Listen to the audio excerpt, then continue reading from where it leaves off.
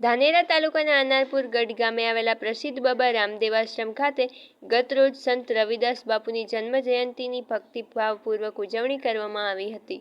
આ નિમિત્તે યોજાયેલ ભવ્ય સંતવાણી કાર્યક્રમમાં મોટી સંખ્યામાં ભક્તો ઉમટી પડ્યા હતા। કાર્યક્રમની શરૂઆત દીપ પ્રાગટ્ય અને ગુરુવંદનાથી થઈ હતી।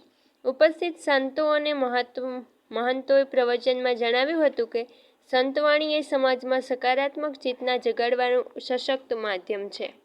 ભજનીકોએ રામદેવ પીર, કબીર અને મીરાબાઈના ભજનો રજૂ કરી સમગ્ર વાતાવરણને ભક્તિમય બનાવી દીધું હતું।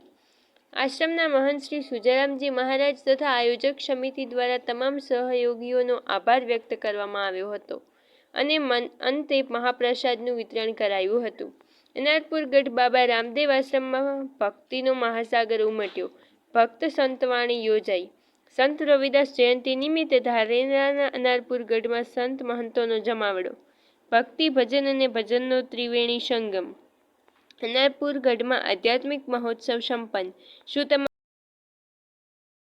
આજના કાર્યક્રમને લઈને આપ શું કહેશો? બે શબ્દ છે। જો કે કાલે ગુરુ પૂર્ણિમા નિમિત્તે એક ભારતના પ્રખર અને વિશ્વના કહો તો પણ પ્રખર મહાન ગુરુ રોહિદાસ ચમારની જન્મ જયંતિ નિમિત્તે અને રામાપીરની તિથિ નિમિત્તે આજે એક ભવ્ય પ્રોગ્રામ અનારપુર ગઢ એટલા સંતો, મંતો અને ભક્તોના સાનિધ્યમાં અને બાપુ સુજારામ બાપુના એક નેજાનેસે બહુ મોટો ભવ્ય પ્રોગ્રામ રચાયો। સંતવાણીનો આખી રાત અવિરત પ્રવાહ ચાલુ રહ્યો અને બહેનો, ભાઈઓ, બાળકો, સંતો મંતોની સાથે એક ઇતિહાસના પાને લખાઈ જાય એવો આજે એક ભવ્ય પ્રોગ્રામ જોઈ અને હું પણ એક ધન્ય બની ગયો।